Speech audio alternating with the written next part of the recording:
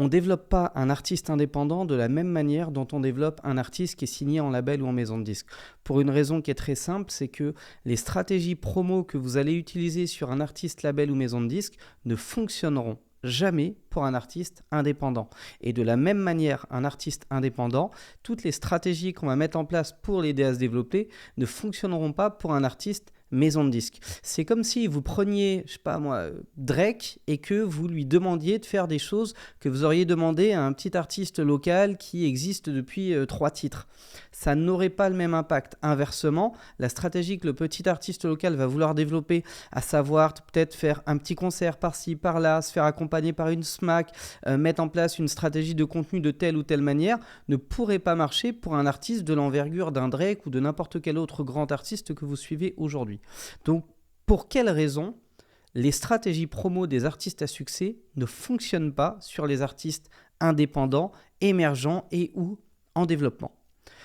Alors, pour un artiste label maison de disque, le meilleur schéma de stratégie promo, on le connaît tous, il est très simple et malheureusement 99% des artistes essayent de se calquer dessus alors que 99% des artistes ne sont pas des artistes label ou maison de disque. C'est d'abord tu prépares un album, donc tu prends le temps qu'il faut, tu vas chercher les co-compos, les co-auteurs, les ingé-sons, les studios, etc. dont tu as besoin et tu bosses ton projet, donc pendant peut-être 1 an, 2 ans, 3 ans, on ne te voit pas, on ne t'entend pas, si ce n'est peut-être un placement synchro ici, une BO de film là, un featuring ici ou là. Et encore, lorsque tu n'es pas encore un artiste en place et que tu n'as encore jamais eu de succès, ce n'est pas des trucs qui vont fonctionner. Mais une fois que ton album est prêt, la machine, elle va vite se mettre en place. C'est-à-dire qu'on va isoler peut-être 2 ou 3 singles à fort potentiel, on va faire des envois à Music Center, on va organiser des réunions d'écoute avec les gros décideurs médias, à savoir ce qu'on appelle les radios réseaux, donc les radios qui influencent toutes les autres radios. On va, quand on a le bras assez long, maison de disque, en général, ça pose pas de souci. Faire un rendez-vous d'écoute aussi avec les curateurs de playlists streaming chez Spotify. On va, pourquoi pas, commencer à intégrer ce qu'on appelle des singles zéro dans nos propres playlists à nous, puisque les 3 majors, Sony, Universal, Warner, ont des playlists éditoriales qui leur appartiennent et qu'elles alimentent et qu'elles développent avec des milliers, des dizaines de milliers, si ce n'est pour certaines même des centaines de milliers d'inscrits. Donc c'est très facile de prendre un artiste et de commencer à le travailler en développement avec un single zéro de cette manière-là. Ensuite, on va réunir une équipe d'attachés de presse et on va leur demander de booster le titre à fond. Autrement dit, tu as un mec en radio qui a peut-être, je sais pas moi, 2, 3, 5% de toutes les grosses playlists, il y a des titres à lui dedans, eh bien on va lui demander de bosser le titre, donc il va le vendre un peu comme la 8e merveille du monde avec les budgets marketing dont il a besoin. Donc autrement dit, s'il veut caler des jeux concours où il te fait gagner des scooters à chaque fois que tu l'écoutes, il peut le faire. S'il veut acheter des spots sur l'antenne, il peut le faire, etc., etc. On va faire la même chose en télé. Évidemment, on aura pris le soin d'investir dans un gros clip et donc l'attaché de presse va arriver en fanfaronnant en télé en disant que le clip est magnifique, qu'il a coûté un bras et qu'il y a un budget promo de dingue derrière, que le titre va déjà rentrer en radio ici et là. Donc forcément, il va obtenir des télés. On passe par des préachats de clips, notamment avec M6. On passe aussi par des envois club si jamais le titre s'y prête. Et là, c'est pareil, on confie pas le titre à une petite promo club indé, on va le confier au number one du moment avec une grosse OP derrière. On va évidemment se déployer sur la presse écrite, sur le web, avec tous les webzines qui vont être au garde à vous, des espaces pubs en veux-tu en voilà, des budgets marketing ici et là, etc., etc. Et évidemment, à chaque fois, tu mets les meilleurs dans leur domaine pour que le titre prenne. Et même quand tu fais ça, il y a des artistes en maison de disques qu'on met en avant de cette manière, bah ça n'accroche pas. Pour une raison qui est simple, c'est que on fait de la musique. Et en fait, on ne peut pas forcer la musique. On ne peut pas imposer la musique. On peut promouvoir la musique, mais c'est le public qui décide à la fin. S'il y a une alchimie, il y a une alchimie. S'il n'y en a pas, il n'y en a pas. Tu peux mettre 2 millions d'euros de budget pub sur toutes les chaînes de télé, payer des influenceurs en veux-tu en voilà. Si le public n'adhère pas au projet, ça fera un effet de buzz. Ça va tourner, il y aura de la radio, il y aura de la télé, donc ça va générer des droits et ainsi de suite, machin. Mais 3 mois plus tard, plus personne ne s'en souviendra. Il y en a plein des artistes comme ça qui ont été matraqués, qui ont été imposés à coup de budget marketing, de lobby, de pression et ainsi de suite. Bah, ça marche pas en fait. Donc ça peut marcher un temps, mais ça ne durera jamais. En tout cas, pour les maisons de disques, c'est comme ça que ça fonctionne. Et pour un artiste signé en maison de disques, c'est comme ça que ça doit fonctionner, puisque tu as les moyens de tes ambitions. Investis ces moyens-là et mise tout sur le titre en question dont tu penses qu'il a un potentiel énorme. Si ça marche pas, tu recommenceras au 2e single, au 3e single, au 4e single, jusqu'à soit qu'on te rende ton contrat, soit que ça pète. Et la grande question qui vient derrière, c'est est-ce que tu peux pas faire la même chose avec un artiste indépendant ? Bah essayons. Moi personnellement, j'ai essayé. J'ai jamais réussi, mais essayons ensemble. Admettons que tu prennes 3 gros singles, vraiment des trucs radiophoniques qui ont un potentiel fort et ainsi de suite. On va partir du principe que les titres sont aussi forts que si tu avais été signé en maison de disque. Donc 3 excellents morceaux qui ont un potentiel radiophonique énorme, potentiel de tube. Et bien tu les envoies sur Music Center. Jusqu'ici, ça pose aucun souci. Ensuite, tu veux aller chercher un attaché de presse pour bosser le titre. Ben là déjà, tu as un problème. Pour 2 raisons. Le premier, c'est le budget. Ils vont peut-être te facturer 3000 balles ou 4000 balles ou 5000 balles chaque mois pour bosser le titre. Bon, c'est un coût. Le numéro 1 du moment en termes de part de marché sur les radios, c'est normal qu'ils prennent le plus cher. Mais admettons que tu aies le budget. Pourquoi pas ? Il n'a pas le temps.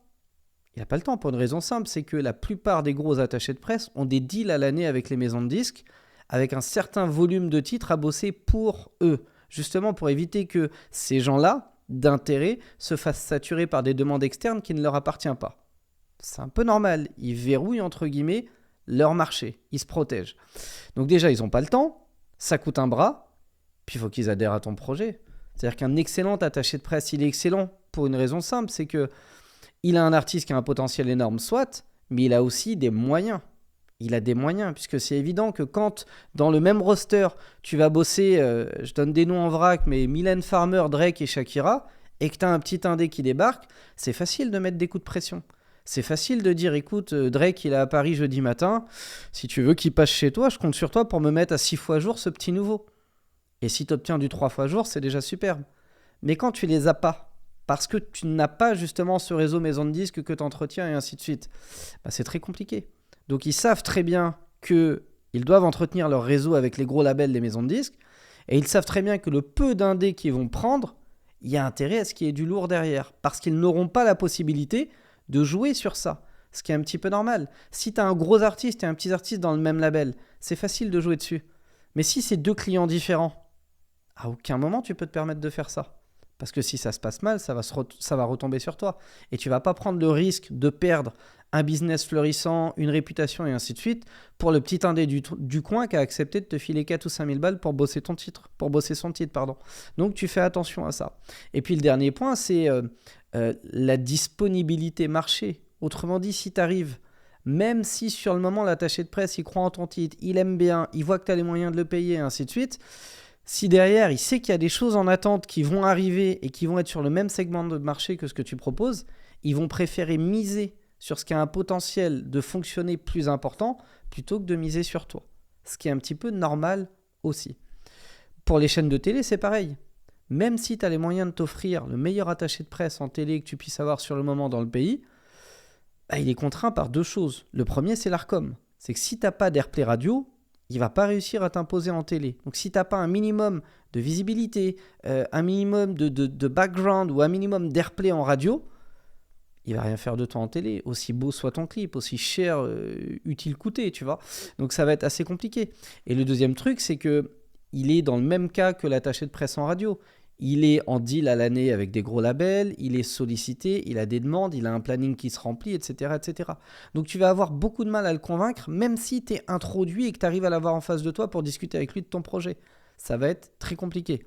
En club, c'est un peu plus libre, mais c'est difficile d'aller taper un numéro 1 en club si tu n'as pas un minimum de radio, un minimum d'airplay derrière. Et ainsi de suite. Et en fait, chaque étape, bah, tu vas te retrouver dans un niveau de saturation, de blocage où tu vas te dire putain je comprends pas, j'ai les moyens, j'ai les bons titres, je me heurte à un plafond de verre. C'est un sentiment que tu vas ressentir assez souvent. Et ce sentiment-là, tu vas le ressentir, pourquoi ? Parce que tu essayes de dupliquer une stratégie label maison de disques qui n'est pas adaptée à toi. C'est ce fameux concept du surdimensionnement et du sous-dimensionnement. Les artistes ont tendance, lorsqu'ils sont en bas, à surdimensionner leur projet. Tu comprends, j'ai mis 50 000 balles dans un album. Ah, je comprends pas. Moi, j'ai fait de la musique pendant 20 ans, j'ai jamais mis plus de 8 000 euros dans un projet d'album en y mettant vraiment les moyens. Explique-moi de quelle manière, toi, tu mets 50 000 balles. Ah ouais, mais j'ai bossé avec le guitariste d'un tel, le bassiste d'un tel, le beatmaker d'un tel, l'ingé son d'un tel, ça a été masterisé dans tel studio, tel machin bidule. Ok, ben c'est très bien. Si c'est un kiff, c'est un plaisir à 50 000 euros là que tu t'es fait. C'est comme voyager en jet privé, c'est un plaisir qui coûte très cher, mais ça reste un plaisir.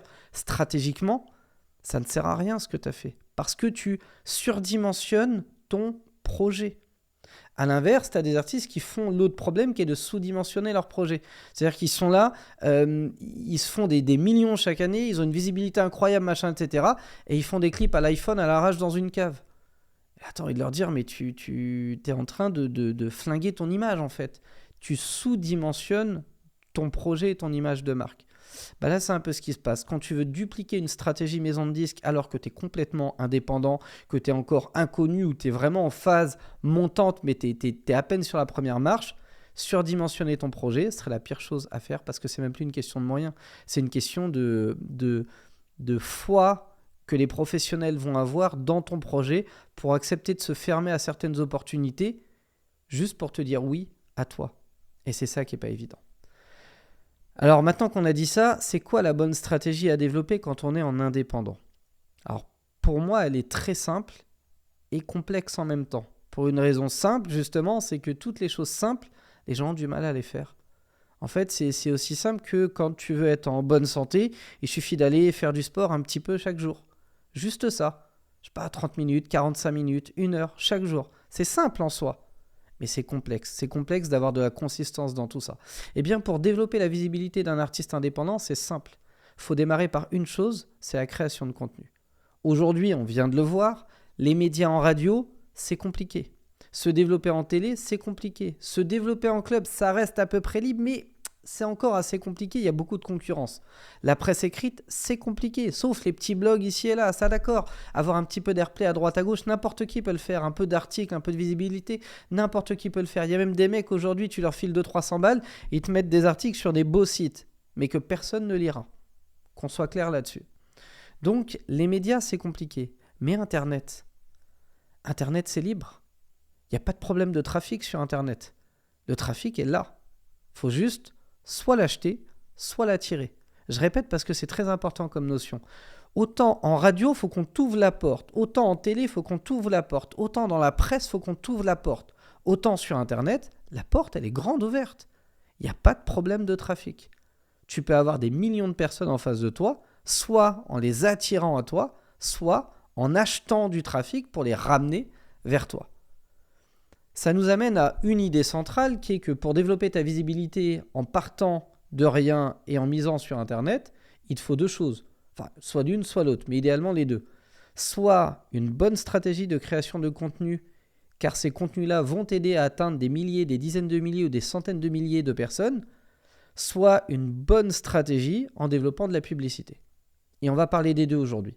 Sur la création de contenu, la meilleure chose à faire, c'est de faire de la veille et de dupliquer les choses qui marchent. Autrement dit, de passer du temps, 5 minutes, 10 minutes, un quart d'heure par jour, sur TikTok, sur Instagram, sur YouTube, sur Snapchat, sur LinkedIn, sur Facebook. Tu regardes ce qui marche et tu isoles toutes les idées de contenu à potentiel viral. Autrement dit, tu peux passer, une semaine sur les réseaux et à la fin de la semaine avoir mis de côté 10 idées de contenu en te disant « je ne sais pas si je peux le refaire, je ne sais pas si j'ai envie de le faire, autrement dit si je suis aligné avec ça, mais ce créateur-là, il a autant d'abonnés que moi, mais il a fait 1 500 000 vues.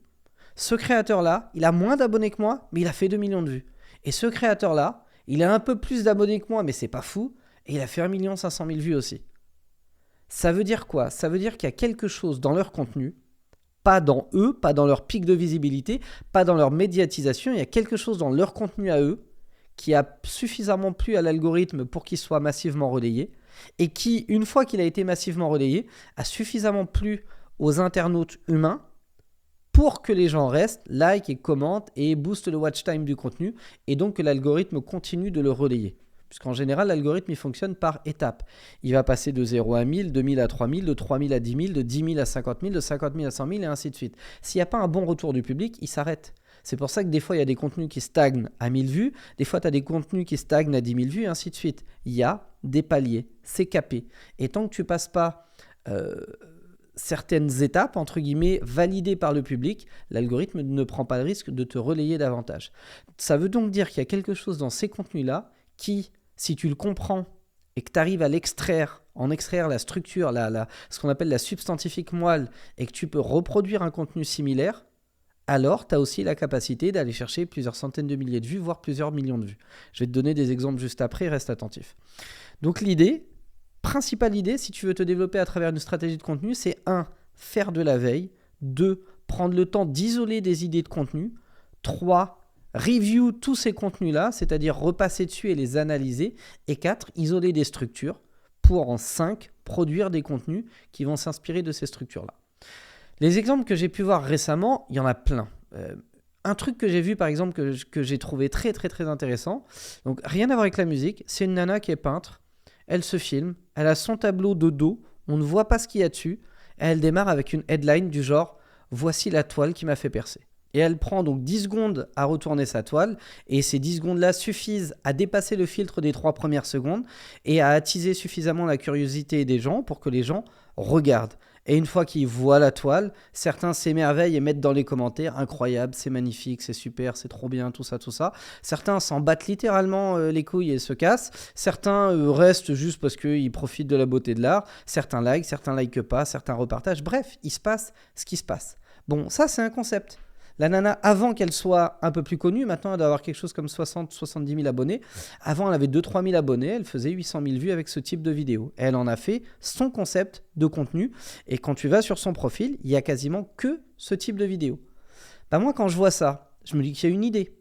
Donc j'analyse. Je me dis déjà, il y a l'accroche, la position, le fait qu'on ne voit pas la toile, donc ça attise la curiosité et ainsi de suite. Je me dis, ok, est-ce qu'on ne peut pas faire la même chose dans la musique ?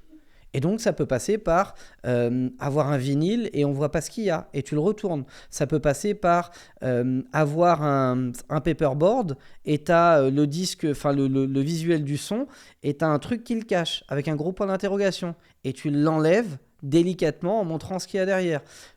Il peut y avoir plein d'idées, mais l'idée, c'est de trouver un moyen d'arriver à présenter de la musique en cachant ce que c'est et avec une phrase d'accroche. Et moi, dans ce cas-là, je ne suis pas plus royaliste que le roi. Je vais reprendre la même phrase d'accroche à la virgule près. Voici la toile qui m'a fait percer. Je vais juste changer la toile par le morceau ou le projet. Et donc là, je vais faire des tests. Je vais me dire, ok, j'ai par exemple 5 morceaux. Je vais prendre mes 5 morceaux et je vais faire une première version, voici le son qui m'a fait percer. Je vais faire une deuxième version, voici le projet qui m'a fait percer. Et puis peut-être une troisième version, voici le single qui m'a fait percer. Mais la headline, le titre est exactement le même. Je vais le mettre au même endroit, la même typo, de la même manière. Et je vais faire le retournement à la même vitesse qu'elle. Donc je vais la chronométrer, je vais voir si elle met 6 secondes, 8 secondes ou 10, et je vais faire exactement la même chose. Je vais identifier aussi ses expressions de visage. Est-ce qu'elle sourit, est-ce qu'elle est triste, est-ce qu'elle est neutre, et ainsi de suite. Et je vais vraiment, littéralement, essayer de reproduire exactement la même chose à 2 différences près. 1, c'est que c'est pas une toile, mais c'est mon projet de single derrière. Et 2, c'est qu'au lieu de mettre le mot toile, je vais mettre le mot single, projet ou éventuellement morceau.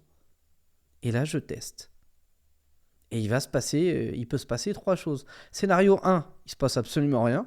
Bon, clairement, son concept sur moi, ça ne marche pas. Ok. 2, il se passe ce qui se passe d'habitude. J'ai un peu de vues, machin, un peu plus que d'habitude. C'est pas colossal. Donc, je vais continuer de faire des tests pour voir si ça marche pas avec un autre son. Et puis, au bout de, une vingtaine d'essais, si je vois que ça décolle pas, j'arrêterai. Et 3, ça décolle. Littéralement, c'est qu'il se passe la même chose que sur elle parce que le cerveau humain fonctionne de la même manière, peu importe où tu es sur la planète et peu importe ce que tu présentes. La curiosité, l'accroche, le truc, le fait de ne pas savoir ce qu'il y a derrière fait que les gens restent et donc ça devient viral. Et à ce moment-là, si je vois que je suis capable de passer de ma moyenne, c'est peut-être 2000 vues à 70 000 vues, je me dis là j'ai quand même fait 35 fois plus. Et tu sais quoi, on va continuer. Et on va continuer, et on va voir s'il n'y a pas moyen de péter 1 million de vues avec une de ces vidéos-là, justement. Et ça, c'est un concept. Et des concepts comme ça, je vais en développer à l'infini. des dizaines et des dizaines. Je vais voir un autre concept, ok, je teste, boum, je fais 5-10 vidéos, je les lance à raison de 2 par jour et je vois ce qui se passe au bout d'une semaine. Et puis j'en fais un troisième, un quatrième et un cinquième. Et si j'ai 2 concepts qui accrochent, bah maintenant j'ai 2 stratégies de contenu. Et j'en fais un tous les jours avec le concept 1 et un deuxième tous les jours avec le concept 2. Et je vais chercher, drainer un maximum de visibilité autour de mon projet, autour de ma musique, juste en usant de subterfuges qui ont déjà été validés par les algorithmes. Deuxième étape, maintenant que j'ai de la visibilité, maintenant que j'ai trouvé la bonne mécanique, les bonnes clés pour attirer un maximum de monde à moi, bah déjà je vais continuer, puisque même des petits scores, ça reste des scores impressionnants. C'est-à-dire que j'ai des gens des fois qui me disent oui, ma vidéo elle a fait que 30 000 vues. Ouais, 30 000 vues, c'est la moitié du Parc des Princes. Hein. Si tu as vraiment attiré 30 000 personnes uniques, bah tu as mis en face de toi la moitié du Parc des Princes. Qui n'accepterait pas de remplir la moitié du Parc des Princes un soir pour un concert ? Moi, je connais personne. En tout cas, aucun artiste ne refuserait. Donc même 10 000 vues sur une vidéo, c'est incroyable. Même 800 vues, c'est incroyable. Donc on continue de pousser. Et la deuxième étape, ça va être de commencer à faire des sorties régulières. C'est-à-dire que maintenant que tu as un flux de visibilité, que tu as du trafic qui est attiré et ainsi de suite, une partie de ces gens, une infime partie, en général 1 à 2%, va naturellement vouloir aller plus loin, va se demander qui tu es, ce que tu fais, si tu ne proposes pas d'autres choses et ainsi de suite. C'est là que le lien dans la bio de profil est intéressant. Là, tu mets un lien qui renvoie vers Spotify, par exemple, ou à l'entrée d'un funnel si tu as déjà un système d'acquisition de fans, et tu laisses les gens naturellement venir. Tu ne mets pas plus d'appel à l'action de ça. Tu ne te prends pas la tête à leur dire « Au fait, n'oubliez pas, cliquez sur le lien, j'ai sorti un truc » ou ainsi de suite. Non, tu ne parles pas de ta musique. Tu continues de développer tes concepts de contenu. C'est aux gens de faire le pas supplémentaire pour venir voir ce que tu fais. Et très peu vont le faire.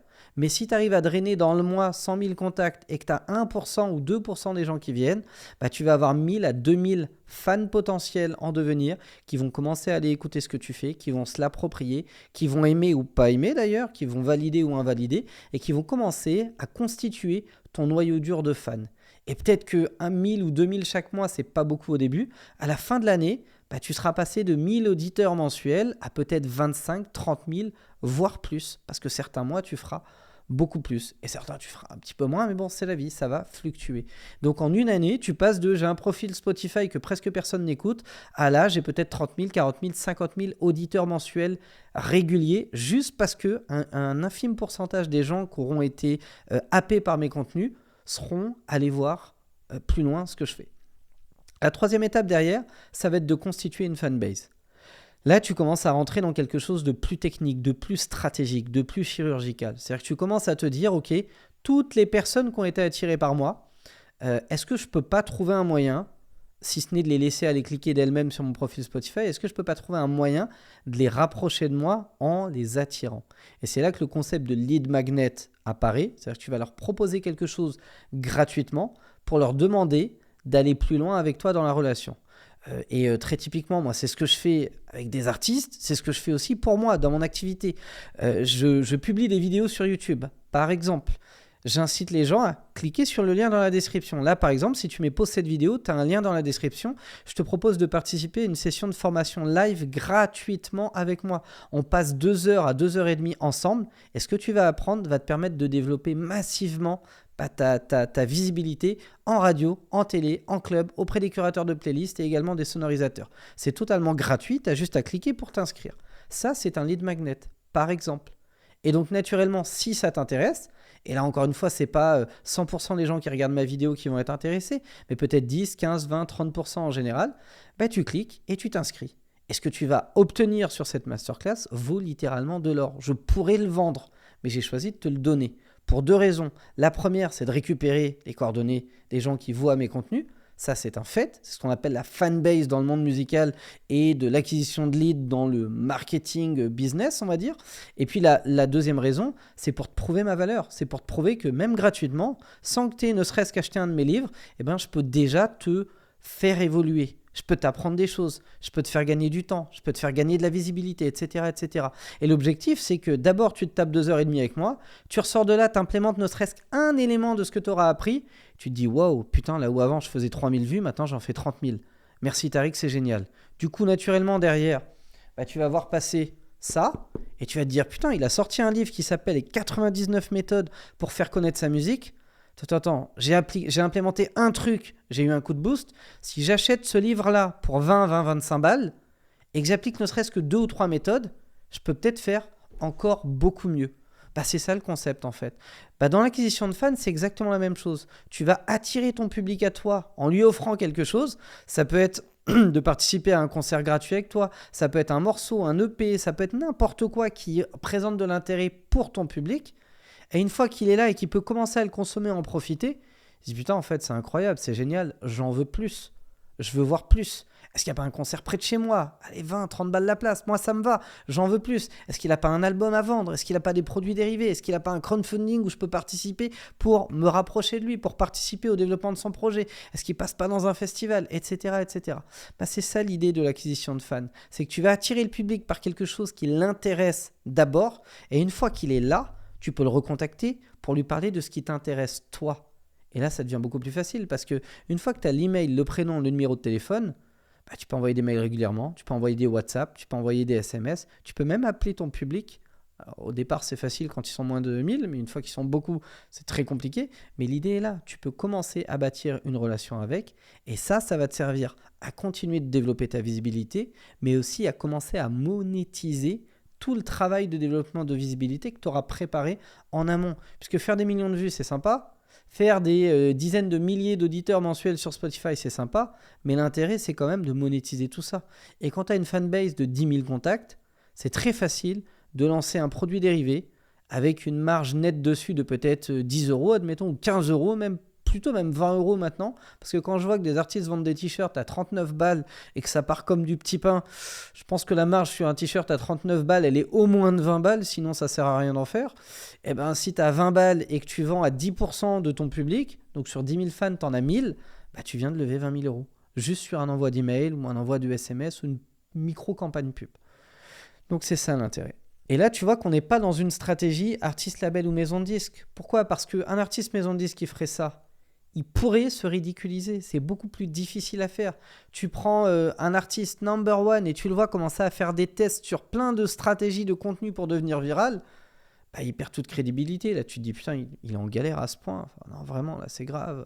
Putain, ce machin m'a parlé de crypto, cet artiste-là m'a parlé de je sais pas quoi, cet artiste-là essaye de me vendre des leggings. Enfin, non, c'est honteux. Et là, tu perds toute crédibilité. Ce fameux sous-dimensionnement de l'artiste qui est déjà important et qui a déjà un statut et une marque à défendre. C'est un petit peu ça l'idée.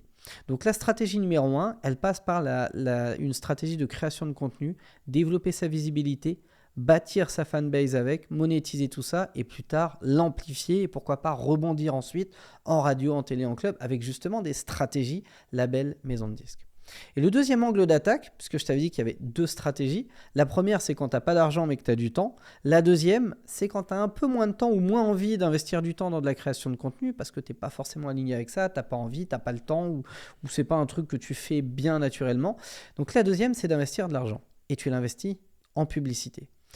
Et là l'idée de la stratégie en publicité elle peut aussi être intéressante mais elle a un risque plus important. Le risque de la pub, si tu n'as pas de contenu organique qui a déjà pris, c'est que tu vas faire de la pub sur des contenus qui n'accrochent pas. Autrement dit, si tu pars au petit bonheur la chance en te disant « moi je veux faire de la pub et moi je considère que ces 8 vidéos-là elles sont géniales et que tu les lances et que tu dépenses 50 balles par jour », il se peut qu'à la fin du mois, tu aies perdu tout ton argent juste parce qu'aucune des vidéos n'accroche avec ton public. À titre personnel, j'ai vécu ça récemment. J'ai fait une campagne à l'international et j'ai été dans des pays où clairement les gens n'avaient jamais entendu parler de moi. J'étais persuadé que les contenus qui marchent sur mes campagnes en France allaient marcher à l'étranger. Et je me suis complètement vautré. Heureusement, j'ai vite coupé l'hémorragie. J'ai dû perdre peut-être 800 euros, un truc comme ça. Mais ça reste quand même 800 euros de perdu et ça reste un échec. Donc il faut que je pivote et que je trouve d'autres axes de développement. Mais quand tu as déjà fait le travail de poster du contenu, de développer ta visibilité et ainsi de suite, et que tu sais que tu as des contenus qui marchent, peut-être pas tous, mais sur 100 vidéos, il y en a peut-être 5 qui ont surperformé très largement les scores moyens des autres vidéos. Genre d'habitude, tu fais 10 000 vues et d'un coup, tu en as une qui a fait 600 000, une qui a fait 800 000, une qui a fait 1 million. Ça te renvoie quoi comme message ? Ces vidéos-là ont un impact beaucoup plus important et beaucoup plus direct sur ton public. Naturellement, si tu commences à faire des campagnes pub en utilisant ces contenus-là, ce que tu vas voir, c'est que ton coût par pub va être beaucoup moins cher que si tu l'avais fait avec des contenus qui n'avaient pas encore fait leur preuve. Donc, c'est bien de lier les deux stratégies en utilisant d'abord la stratégie de création de contenu en premier, puis la publicité en deuxième. Mais néanmoins, si tu veux faire de la publicité, au-delà du fait qu'il faut que tu trouves la creative ads qui accroche le mieux, le texte qui accroche le mieux, ainsi de suite, on ne va pas rentrer dans ce qu'il faut faire pour créer des pubs efficaces, machin, etc. Ce qu'il faut, c'est surtout que tu aies un système pour auto-liquider le coût de ta publicité. En gros, ton objectif, si tu fais de la pub, c'est de faire en sorte que ce soit plus toi qui paye pour ta pub le plus vite possible. Alors, de quelle manière ça fonctionne ? Là, si tu dépenses 1 000 € en pub et que derrière, tu te dis « je fais de la pub pour faire des vues », ça présente aucun intérêt. À part flatter ton ego, faire du scoring et complètement disrupter l'algorithme de calcul de tes vues YouTube ou de tes vues sur Spotify, ça ne sert à rien. Et même pire, il se peut que tu aies une alerte Spotify pour fake stream et que tu te fasses bannir de la plateforme ou bannir de ton distributeur. Donc il faut faire très attention à ce que tu fais. La meilleure manière de faire de la pub, c'est dans une logique d'acquisition. On en revient au système de fanbase, c'est de te dire ok, chaque euro dépensé doit me ramener des fans en base. La vraie question, une fois que tu as capté ça, c'est combien te coûte un fan en base ? Peut-être que c'est 2 €, peut-être que c'est 3 €, peut-être que c'est 1 € en moyenne. Ça veut dire que, on va partir d'une base de 2 €, ça veut dire que si tu dépenses 100 € dans le mois, tu vas gagner 50 fans en base dans le mois. Et donc, si tu fais ça, alors je vais ramener à des budgets plus normaux, on va dire 50 € par jour, même si ça peut te paraître beaucoup au début, si tu es rentable, je peux te garantir que 50 € par jour, c'est un strict minimum, voire même 100 € par jour. Ça veut dire qu'à 100 € par jour, si tu gagnes 50 fans tous les jours, au bout de 10 jours, tu en as gagné 500. Au bout d'un mois, grosso modo, tu as gagné 1500 fans en base. 1500 fans en base pour avoir dépensé 3000 € dans le mois. Si tu ne trouves pas rapidement un moyen pour que ce soit une autre personne qui paye pour ces 3000-là, tu vas le faire une fois ou deux, si tu as un peu de budget, puis après tu vas t'arrêter, parce que tu vas te dire, voilà, j'avais 5-6 000 balles, je les ai cramées, c'est bien, maintenant j'ai 3000 fans, ça ne me sert à rien, mais je l'ai fait. Donc l'idée, c'est d'aller vers ce qu'on appelle de l'auto-liquidation dans l'acquisition. Autrement dit, maintenant que tu as 1500 fans en base, il faut immédiatement, après les avoir acquis, que tu aies un système pour monétiser ces fans. Ça peut être 1, je vois ta pub, 2, j'arrive sur une page, 3, je m'inscris, et 4, quand j'arrive de l'autre côté, le premier truc dont on me parle, c'est un crowdfunding, c'est un produit dérivé, c'est un EP ou un album, c'est une place de concert ou n'importe quoi d'autre que je puisse acheter. Et encore une fois, il ne faut pas se leurrer. Ce n'est pas 1500 fans dans le mois qui vont acheter ce que tu as à vendre derrière. Quoique le crowdfunding a un taux de conversion plus élevé que si tu cherches à vendre quelque chose. Mais admettons, sur 1005, c'est peut-être 10% qui va acheter quelque chose. Peut-être même que 5%. Admettons que ce soit 5% qui participent à ton crowdfunding. Ça veut dire que sur 1500 fans, ça va être quoi ? 75 fans. En moyenne, la dotation qu'on a sur un crowdfunding, en moyenne encore une fois, est autour de 50 €. Ça veut dire que si tu as un système où tu renvoies vers un crowdfunding, les 1500 fans que tu as fraîchement acquis, qui t'ont coûté 3000 € dans le mois, tu vas pouvoir leur vendre un crowdfunding à 50 € et en moyenne, 75 d'entre eux vont acheter ça. Alors pour simplifier mes calculs, on va dire qu'il y en a 100. Ça fait un taux de conversion à 6% à peu près. C'est pas ouf, mais c'est pas dégueulasse non plus. 100 qui achètent un truc à 50 €, ça fait que tu gagnes 5000 €. Autrement dit, toi, tu dépenses 3000 € en pub dans le mois, tu vas récupérer 5000 € en crowdfunding dans le même mois. Donc, même si tu n'es pas à 6% de taux de conversion, mais tu n'es qu'à 4, tu vas quand même amortir ton investissement. Autrement dit, tu dépenses 3000 à gauche pour gagner 3000 à droite. Et là, tu es dans un système d'auto-liquidation. Ça veut dire que maintenant, tu peux payer pour faire de la pub, c'est plus toi qui payes. Toi, tu as mis la mise de départ pour enclencher le système, mais tu es immédiatement remboursé par ton public, donc tu peux remettre la même somme. Ça ne te demande pas d'effort, ça ne te demande pas d'aller travailler à l'usine pendant un mois pour regagner 1005 pour les remettre sur la table. Ça te demande simplement de réinvestir les sommes que tu as récupérées à collecter, même si tu n'as pas fait de gain. Et à ce stade, tu n'as ni perdu d'argent, ni gagné. Tu es en ce qu'on appelle auto-liquidation dans ton système d'acquisition. Et là, c'est brillant parce que maintenant que tu sais que chaque euro que tu dépenses, tu vas le récupérer, évidemment que tu peux en dépenser plus. Alors même si, attention, les plateformes pub risquent de te limiter, parce que ce qui est rentable à 100 € par jour ne l'est peut-être pas à 150, à 200 ou à 300 € par jour. Donc il faut monter progressivement tout en maintenant le même seuil de rentabilité. Mais ça veut dire que maintenant, tu peux dépenser de l'argent sans le perdre, puisqu'il revient constamment sur un cycle de 2 semaines ou d'un mois. Mais aussi, ça veut dire que dans le même temps où tu dépenses cet argent-là pour développer ta fanbase, tu développes aussi ta visibilité. Parce que si à la fin du mois, tu as gagné 1500 fans en base, c'est pas j'ai fait de la pub, 1500 personnes m'ont vu et 100% se sont inscrits. C'est en général 10% qui vont s'inscrire. Allez, peut-être 15 ou 20%, voire plus si tu es très très bon en taux de conversion. Mais admettons 10%. Ça veut dire que tu as atteint 15 000 personnes intéressantes, dont seulement 10% ont fait l'effort de s'inscrire, ou ont joué le jeu, ou machin. Mais pendant ce temps-là, il y a 15 000 personnes qui ont entendu parler de toi. Donc, si tu as fait la promo d'un clip, par exemple, tu as 15 000 vues de clips qui se sont accumulées. Et ce, gratuitement. C'est ça qui est complètement dingue. C'est que maintenant que ça s'est auto-liquidé, c'est plus toi qui as dépensé pour ça. C'est ton système qui a fait en sorte que ce résultat-là soit obtenu avec ta mise de fonds. Et maintenant, ça s'autofinance. Et là, ça peut être intéressant. Là, dans ce cas-là, effectivement, la pub, même si tu n'as pas de contenu organique, mais que tu arrives à renouveler régulièrement ce qu'on appelle tes creative ads, donc à savoir les photos, les vidéos que tu vas utiliser pour aller chercher l'attention de ton public avec de la pub, à ce moment-là, tu peux espérer avoir une stratégie de développement long terme. Parce que le problème des régies pub, c'est que dès que le public va commencer à se lasser de tes campagnes, il va falloir que tu les stoppes et que tu les renouvelles. C'est-à-dire que les mêmes contenus ne peuvent pas marcher 12 mois de rang. Tu peux avoir des campagnes qui surperforment, qui vont très bien performer pendant 3 semaines. Ensuite, pendant une semaine moyen. Ensuite, il faut les couper. Et là, si tu n'as pas d'autres idées de creative ads, bah, tu dois attendre.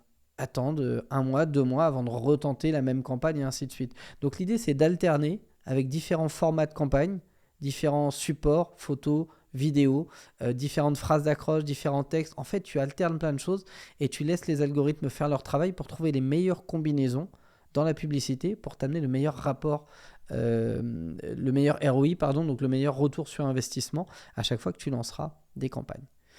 Et comme je te l'ai dit tout à l'heure, l'idéal, en fait, c'est même d'utiliser les 2 stratégies qu'on vient de voir. D'un côté, tu boostes le côté organique, tu peux en même temps faire de la pub, mais dès que tu vois que tu as un contenu organique qui accroche, tu l'amplifies massivement en investissant dans de la publicité à partir de ce contenu-là.